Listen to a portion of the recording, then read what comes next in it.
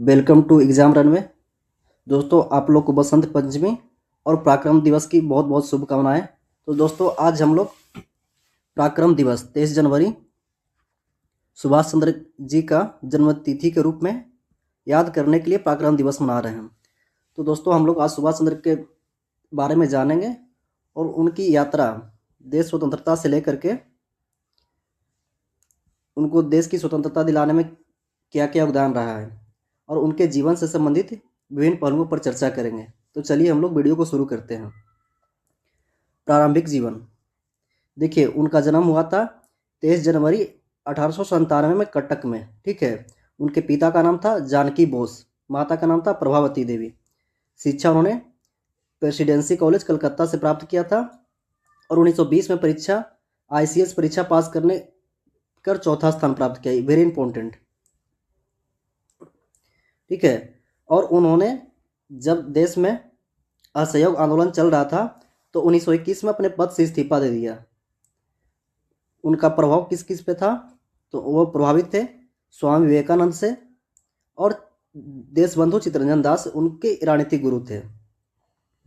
ठीक है। अब देखते हैं उनका ऐतिहासिक क्रम या राजनीतिक जीवन का क्रम। 1938 में कांग्रेस की अध्यक्षता करते हैं। पहली बार सुभाष चंद्र बोस 1938 में कांग्रेस की अध्यक्षता करते हैं। इन्होंने राष्ट्रीय योजना समिति का गठन किया। उनका मानना था कि भारत का आधुनिक और औद्योगिकरण वैज्ञानिक तरीकों से ही किया जा सकता है। ठीक है। उनका मूल दर्शन क्या था? तो उनका मूल दर्शन था पूर्ण स्वराज की मांग, समाजवाद का समर्थन। चलिए अब देखते हैं त्रिपुरी संकट के दौरान हुआ क्या था। जब 1938 में कांग्रेस की अध्यक्षता किए थे हरिपुरा में 1938 में किए थे, तो 1939 में भी लगातार दूसरी बार त्रिपुरी में कांग्रेस की अध्यक्षता संभालते हैं। ठीक है। लेकिन होता क्या है, गांधी जी ने जो जिस समर्थन जिसको किया था पटाभी सीताराम मैया को, उसको एक तरफा रूप से हरा देते हैं और गांधी जी इसको व्यक्तिगत हार मानते हुए सुभाष चंद्र बोस के साथ गहरा मतभेद हो जाता है। इसी के कारण वर्किंग कमेटी ने सहयोग नहीं दिया और गांधी जी के वैचारिक मतभेद के कारण अप्रैल 1939 में इन्होंने अध्यक्षता पद से इस्तीफा दे दिया। ठीक है। हालांकि यहाँ पे इस्तीफा देने के बाद ये राजेंद्र प्रसाद को कांग्रेस का अध्यक्ष बनाया जाता है। चलिए अब आगे देखते हैं। 1941 में नज़रबंद कर कोलकाता में घर में नज़रबंद किया जाता है और 26 जनवरी 1941 को चकमा देकर पठान जियाउद्दीन के भेष में फरार होते हैं। इसको याद रखिएगा। ठीक है। और रूस के रास्ते 1941 में जर्मनी पहुंच जाते हैं। इनका रणनीति था दुश्मन का दुश्मन दोस्त होता है। तो देख रहे हो उस समय क्या था,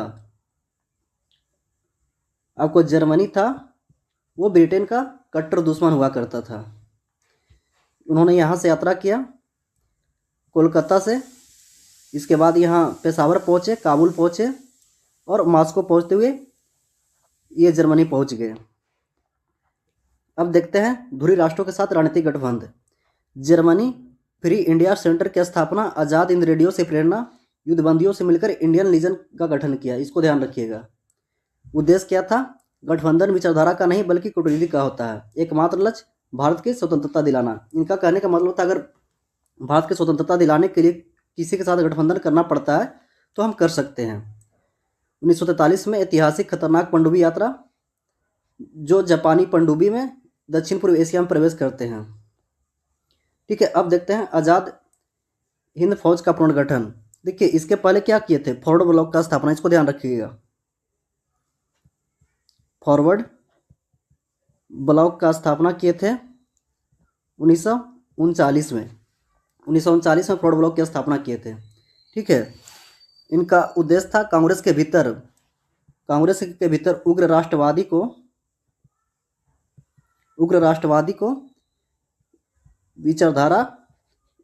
विचारधारा को बढ़ावा देना। ये फॉरवर्ड ब्लॉक के माध्यम से 1939 में किए थे। इसको ध्यान रखिएगा। फिर देखते हैं सिंगापुर 1943 में रास बिहारी बोस के नेतृत्व में आज़ाद हिंद फौज का कमान संभाला और आरजी हुकूमत आज़ाद की स्थापना किया। इसको याद रखिएगा। इन्होंने प्रसिद्ध नारा दिया था, तुम मुझे खून दो और मैं तुम्हें आज़ादी दूंगा। ये बेसिकली क्या था, इनका जो आज़ाद हिंद फौज था उनको संबोधन करते हुए बोले कि अगर भारत को आज़ाद दिलाना है तो आप मुझे खून दो, आपको मैं आज़ादी दूंगा। ठीक है। हालांकि यहाँ आज़ाद हिंद फौज का गठन किया था तो इन्होंने रानी लक्ष्मी ब्रिगेड, नेहरू ब्रिगेड और गांधी ब्रिगेड की स्थापना भी किए थे। इसको ध्यान रखिएगा। देखिए, रानी लक्ष्मी रेजिमेंट कैप्टन लक्ष्मी संगल के नेतृत्व में, इसको याद ध्यान रखिएगा। अनूठा इतिहास, यह द्वितीय विश्व युद्ध के समय एकमात्र स्वर महिला लड़ाकू रेजिमेंट था। स्वयंसेवक मलाया के रबर बागानों से आई थी भारतीय युवतियों और उन्होंने सैन्य प्रशिक्षण लिया। इसको याद रखिएगा। इसमें चांद बीबी नर्सिंग कोर भी शामिल थी। ठीक है। फिर इन्होंने क्या किया, वहां से दिल्ली चलो का नारा दिया। सुने होंगे, दिल्ली चलो का नारा किसने दिया? Subhash Chandra Bose. Operation you go, जापानी सेना के साथ मिलकर 1944 में भारत की सीमा पर आक्रमण करते हैं और 14 अप्रैल 1944 के मोराइन मणिपुर होते हुए, देखिए मणिपुर होते हुए कर्नल कौशल मलिक द्वारा पहली बार तिरंगा फहराया गया था। कोहिमा और इम्फाल के युद्ध में भीषण संघर्ष हुआ और रसद मतलब गोला बारूद की कमी और मानसून खराब होने के कारण वायु सेना का समर्थन से पीछे हटना पड़ा। देखिए, यहाँ से रंगून से मांडले, मणिपुर, इम्फाल, कोहिमा इस तरह यात्रा करते हैं। ठीक है। अब 18 अगस्त 1945 वह अंतिम यात्रा जापान के समर्थन के बावजूद तोही के ताइवान हवाई अड्डे पर कथित दुर्घटना हो जाता है। हालांकि आज़ाद हिंद सरकार ने मंत्री एस अय्यर और अन्य साथियों के अनुसार नेताजी बुरी तरह झुलस गए थे। रहस्य, अभी तक इनके बारे में कुछ दुर्घटना का पता नहीं चलता है। अब देखते हैं गांधी जी से मतभेद। देख रहे होंगे दोनों एक नरमपंथी थे और एक गर्मपंथी थे। हालांकि दोनों का उद्देश्य क्या था? स्वतंत्रता प्राप्ति। ठीक है। इनका अलग अलग अहिंसा था और ये हिंसा के माध्यम से आज़ादी दिलाने अगर हिंसा का भी प्रयोग किया जाता था उनको अच्छा मानते थे। विचारधारा देखिए, अहिंसा से विश्वास करते थे, जबकि बोस संघर्ष और शांति के प्रमुख मानते थे।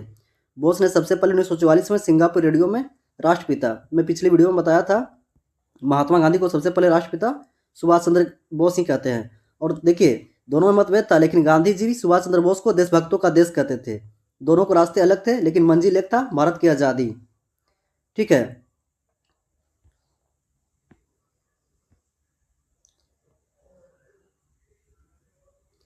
अब देखते हैं पराक्रम दिवस। इन्हीं की जन्मतिथि में पराक्रम दिवस मनाया जाता है।